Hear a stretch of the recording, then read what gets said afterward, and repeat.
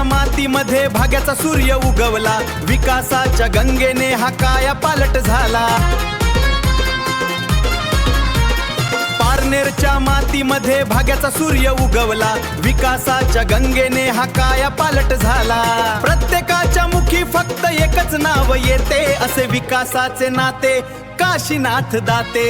विकासाचे नाते आमदार काशीनाथ दाते, विकासाचे नाते आमदार काशीनाथ दाते।